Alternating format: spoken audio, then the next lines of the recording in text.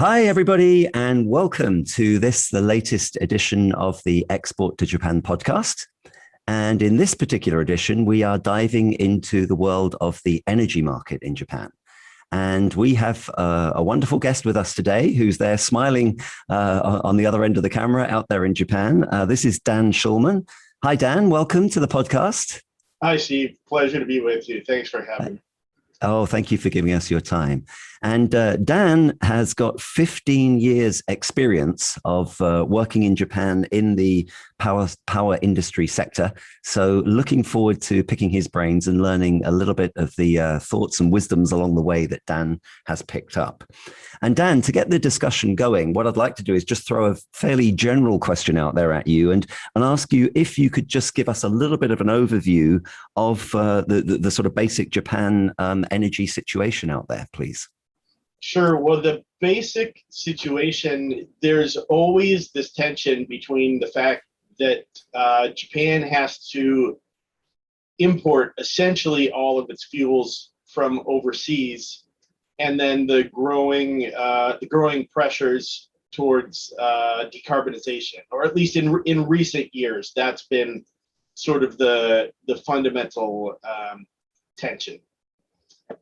Japan gets over 90% of its primary energy sources from overseas, and until fairly recently had therefore been a bit stubborn towards the rest of the world in terms of the decarbonization targets that everyone else was getting on board with. To kind of put it in a nutshell, I would say that tension underlies everything. Okay. So what does that mean for international companies that may be looking at the Japanese market, maybe for the first time, if they're in the energy sector and they have some kind of solution or something to offer? What does that situation kind of mean for those companies? Well, it means that because there's been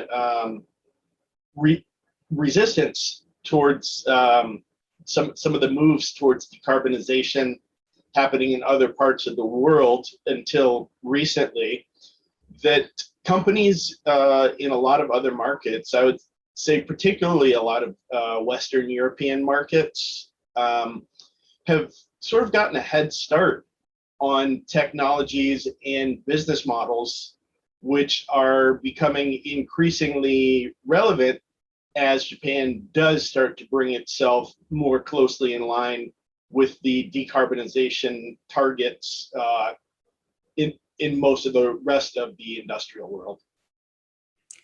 Oh, okay, that's interesting. So that, in theory, could lead to opportunities for international companies that have got that slight head start. Yeah, absolutely. I think we're entering a period in the energy industry in Japan where Japan has this reputation for being a very closed market. As it's never really that simple. And in particular, because of this transitional period in the energy market here, I think there's a huge opportunity to, you could say, arbitrage on knowledge and experience that's been acquired a few steps ahead in other markets. Understood. Okay. Well, I do want to come on in a few minutes. I want to come on to picking your brains a little bit on advice for international companies that may be looking at the market in this sector. But just before we do that, I just want to drill down a little bit deeper to sort of unpick and understand more about the current energy situation. Now, I've heard this terminology banding around about the sixth energy plan draft. And could you just tell us a little bit more about what that is? And for people that don't know anything about that, could you just give us a bit of an insight into that, please? Sure. The basic energy plan is a document which is created by the Agency for Natural Resources and Energy, which is a division within METI, the Ministry of Economy, Trade, and Industry. So we don't have a freestanding energy ministry here in Japan. It's subsidiary to METI, and in something that is different from a lot of other democratic countries, the policy is generated within the bureaucracy. So it's the experts at METI who draft the policy. It goes on then to receive both public and political review, comment, any necessary revision, and then it will be ratified by the cabinet. But it comes from within the energy-related bureaucracy. It has to be reviewed at least every 3 years, and it's a big picture, order of the 100-page order of magnitude policy direction document. Okay. And we're now up to the 6th draft, right? And are there any significant changes that's come along in this latest draft, the 6th versus the 5th, for example? Yeah, so this is the first revision of the draft happening since Japan in late 2020 adjusted its 2050 decarbonization targets to bring them in line with what we're seeing in most of the rest of the developed world. It had been Japan had a target to reach an 80% decrease in carbon emissions as compared with 2013, which was the year with the highest emissions, by 2050. And last fall, that target was upgraded to be net zero by 2050. Okay. So the 5th version of the plan was still premised on that 80% reduction long-term target. Right. That target took a big upgrade.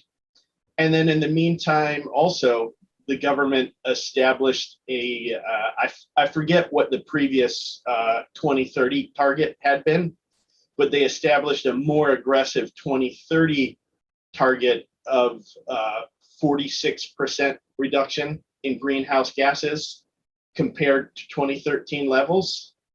So this is the first basic energy plan that's been drafted since these really foundational changes in the targets were made. And the most straightforward manifestation of that in the basic energy plan is the change in the power generation mix targets. So there are a variety of more granular things, some of which will be very, very interesting to companies who come over and want to really get into the weeds of what they need to understand and navigate and find opportunity here. But at a high level, I would say it's these power generation mix target alterations and everything that flows from that. Right. Okay. Just to really fully understand some of the practicalities of this document and the drivers behind it. I mean, presumably all of this energy plan that you're talking about, it's all just purely in Japanese, is it? So from a foreign company's point of view that are interested in this, they've got to reach out and get some help locally from organizations like yours or other support they may get, right? This is one of those documents where, so the previous version, the 5th revision of the plan, is floating around in a semi-official English translation from the government. Okay. But there are two things there. One, that the government puts no deadline on itself about when it's going to put out an English translation. And then two, I think this happens with a number of Japanese government ministries and organs. that in perpetuity, it is a provisional or draft translation. So it's like they take no responsibility for the quality. So that is my that's me clearing my conscience there by not overselling the idea that you could never find it in English. Sure. But the new version, to get a good translation in English, or to get some help drilling in on the parts of it that are going to be directly relevant to you, yeah, you can't rely on a simple Google search in English. Of course, yeah, that makes sense and is very good advice. Yeah, okay. And with this latest sixth version or sixth draft, where is that at in terms of being finalized or signed off now? So it was released in draft form in late July. It was supposed to be released at the end of June. It was delayed by a few weeks. And now it is in a public comment period, and it is expected to be finalized by the cabinet sometime in October. It's my sense that part of the reason for the delay in releasing the draft, hash out some of the more controversial aspects, get buy-in on them beforehand. So even though nominally or officially it's in draft form now, I don't think we're going to see very significant changes between now and the ratification by the cabinet. Got it. Okay, great. Okay. One question I want to ask you on this, a little bit of a theme that I'm just thinking as I'm listening to the points that you're making. From an international company's point of view, and maybe a company that is working in this sector, but just looking at Japan for the first time, and they may be tuning in, listening into this podcast to gather some information about that. Is there a situation where, as you mentioned earlier, Japan is traditionally a little bit of a closed market, and I think we know it's not one of the most straightforward markets in the world for foreign companies to get into. There's a number of complexities around that, and it can be a market that does tend to look inward for solutions and developing technologies and things. Mm-hmm. So we've got that sort of cultural background to consider, but then we've got the driver of the government and some of these initiatives and some of the targets that you're talking about, putting these policies in place and having targets that have to be achieved. So, how do those two factors play up against each other? And is that an area that is going to lead to more opportunity for the foreign companies that have got a head start on developing some of these technologies and solutions? What's your thoughts on that, please? You're exactly right. And what you've just described is how we come to these periods within specific industries in Japan where for some period of time the door is more open to interaction with foreign expertise than it had been previously, and the door doesn't remain fully open for forever. Right. That's not to say there wasn't opportunity before and there won't be later, but because of that tension you just described, in energy, I firmly believe we're entering one of those periods of special opportunity for foreign companies to find openness towards what they can bring of value to the Japanese market. Understood. Okay. So we're in that period where the door is quite open at the moment, or opening at the moment. So, okay. Well, that's really good to hear. And it makes sense for the rationale behind that. So I'm glad you clarified that for us. I mean, what would you say then, if we sort of drill down in a little bit more detail from your experience, what sort of areas do you think there is going to be opportunity for foreign companies to bring technologies or solutions or expertise into the Japanese market? Where do you see those opportunities lying? I think one large fundamental area is the power grid and everything associated with it. It's the same in the UK and other large markets like Germany, where the power system is evolving from the old system of large-scale centralized generation going in one direction out to consumers using power generation types which are fully controllable by the operators. We're moving towards a situation where power is going to be flowing in multiple directions from generation of a greater variety of sizes and a larger variety of generation types, including variable output types like solar and wind. So we can't tear down the grid and rebuild it for this new purpose. The grid needs to be gradually adapted and made to orient the way it functions to better fit these new circumstances. So I think this is one of those areas where Europe and the UK in particular have had to kind of dive head first into this, a little bit ahead of Japan. And so one of the biggest aspects of the new basic energy plan is that the renewable generation target for 2030 has been raised from 24% to 36 to 38%. Okay, and interesting. a very significant part of that is going to be variable output solar and wind generation. Right. So the idea that it's no longer theoretical to say, okay, the makeup of power generation is going to be different in a way that necessitates renovation of the grid,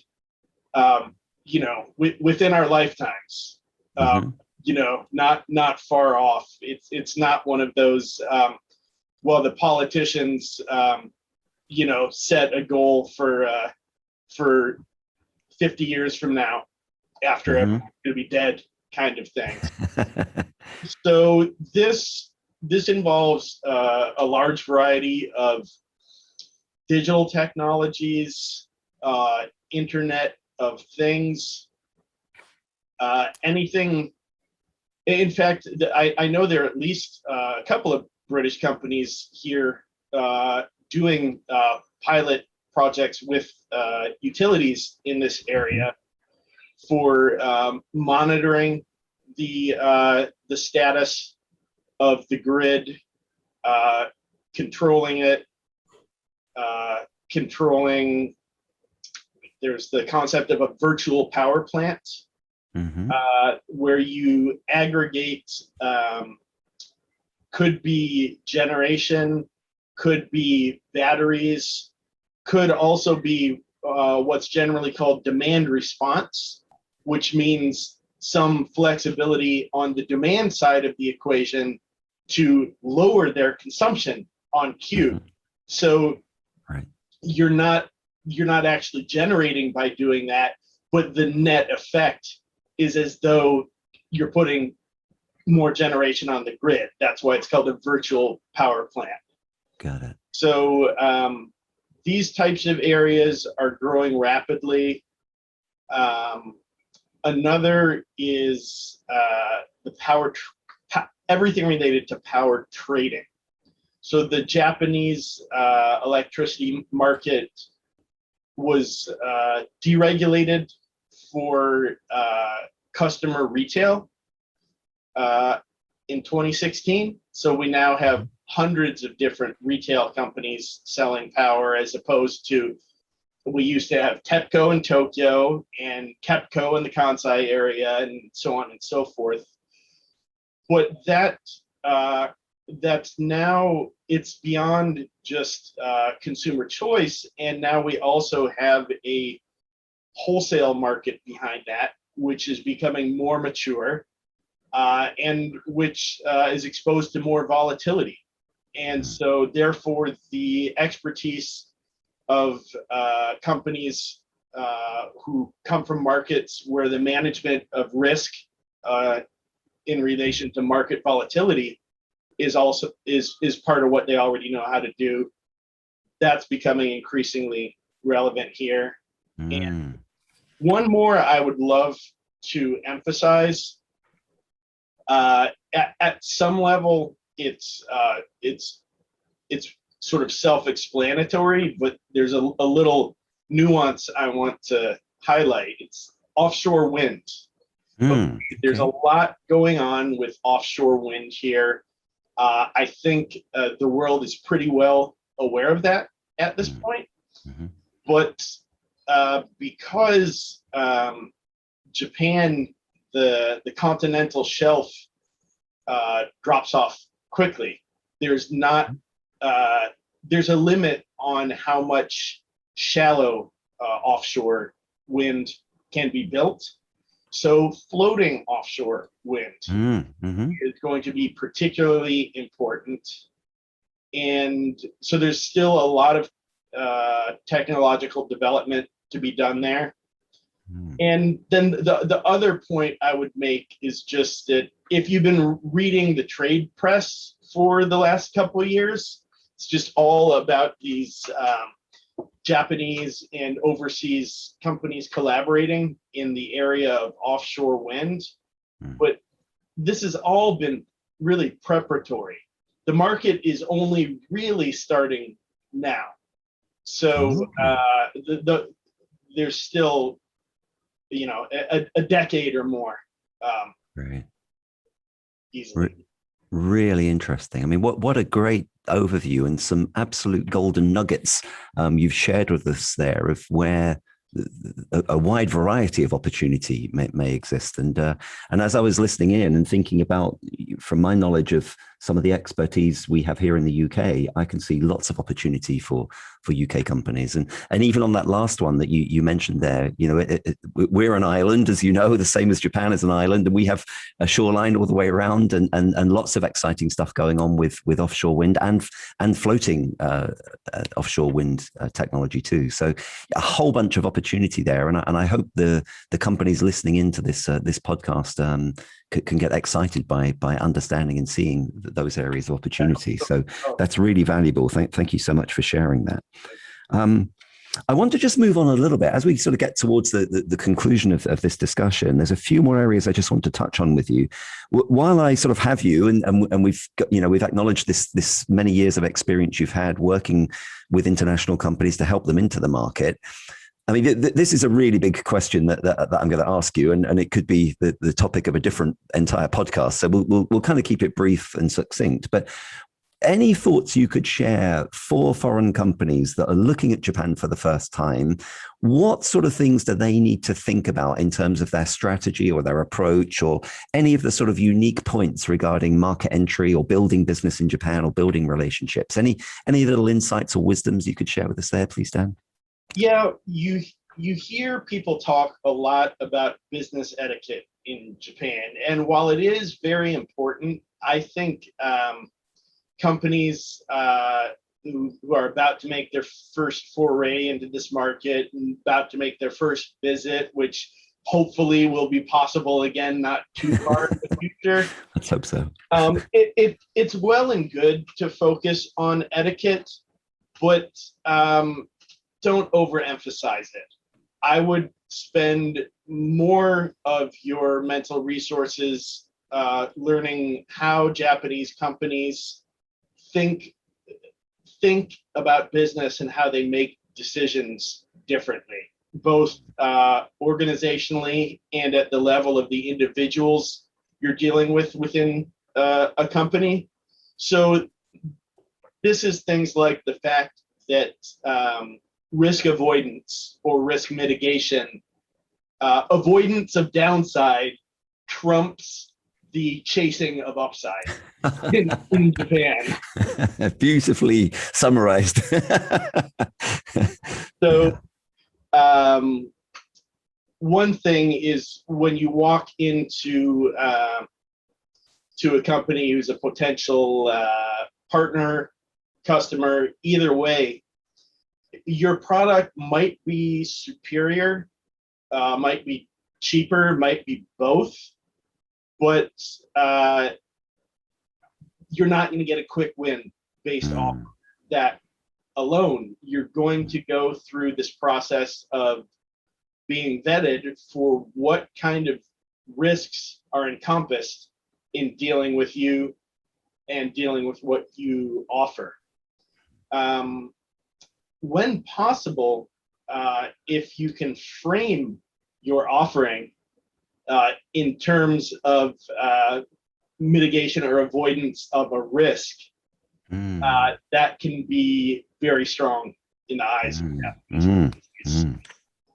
And then something else which I think companies who do a little bit of homework before they come are generally aware of this, but it's sort of hard to believe until you really see it, is just how slow and long the sales cycles are, the relationship building, the obsession with adhering to process, and then the harmony obsessed consensus building approach to decision making in Japanese companies. This is one of those areas that I think any of us who have been here for a while can go on and on for hours about what it's like. But when I'm talking with a company who's thinking about coming here, usually I'll give a cursory warning, and then they just have to come, run into that wall themselves, because they just tend not to believe what we try, So maybe that's another piece of advice is if you're talking with someone who's been in Japan a lot of years and they strike you as generally credible and genuine, but they're saying something you just can't believe, well, suspend disbelief and consider that it might be true. That's wonderful advice. Wonderful advice and beautifully presented. That's really good. It's very clear, Dan, from hearing your thoughts on this, that not only have you got great expertise in the particular sector, the energy sector that you work in, but clearly there's a whole wealth of expertise there on working with international companies and guiding them through the complexities of entering the market and the challenges there.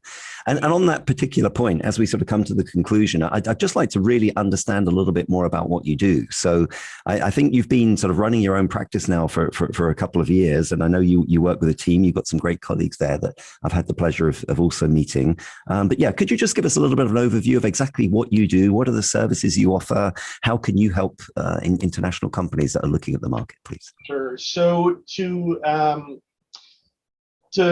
boil it down, what we do is we help overseas energy and energy technology companies achieve their business objectives in the Japanese market, in spite of, or when possible, because of how much uncertainty exists here. We're in a period of rapid change, but some things are rapid, others are slow, and the decision-making processes behind them at the level of government and at companies can be quite opaque.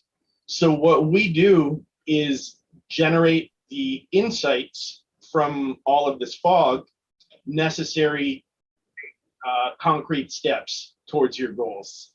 So this to put it in a little bit more down-to-earth wording, this starts with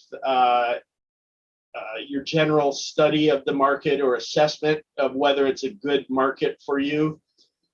all the way through to launching, maintaining, and growing your operation here, and then all phases in between. We support companies in all of these areas. That's great.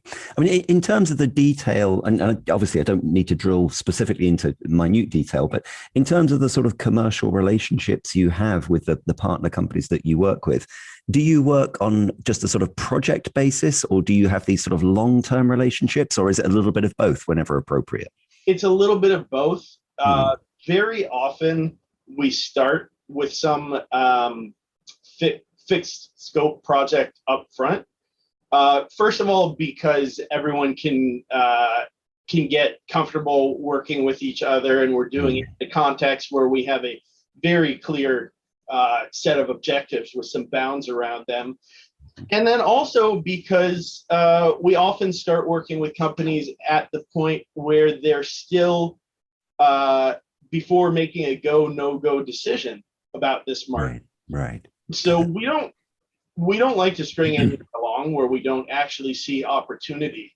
If the starting point is to get what you need to make a decision about whether Japan makes sense for you or not, we can do that. But we very often work in phased projects where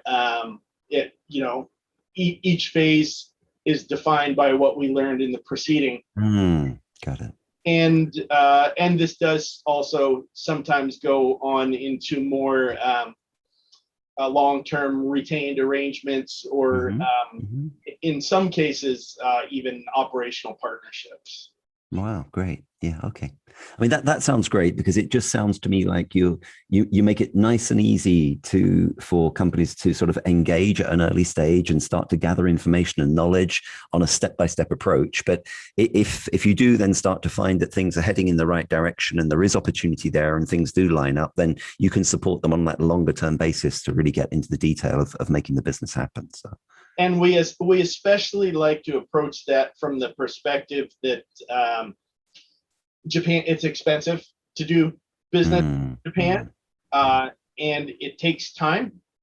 And so we like to help find solutions to economically achieve the sort of on the ground presence that's necessary to keep things moving forward without, coming and hiring 10 people and setting up a big office when you're still actually 2 years away from getting your first commercial sale. Yeah. Understood. Yeah, that's really good. Yeah, that's a high value proposition you're making there. So I can see why that's beneficial for international companies. Good. All right. Well, listen, Dan, you've been so kind. We've covered all the topics that I wanted to, plus more you've given us, which was so valuable. And it is very clear, as I said, that you've got enormous knowledge and expertise in this particular sector, and also clearly a wealth of knowledge on how to help and guide international companies to come into the market. And I hope for those of you listening into this podcast recording today, I hope that's been very valuable for you. That Dan is there, based out in Japan. So I would urge you, if you want to learn more or engage with Dan or have a bit of a provisional discussion with him, reach out, Google Dan or connect with him on LinkedIn.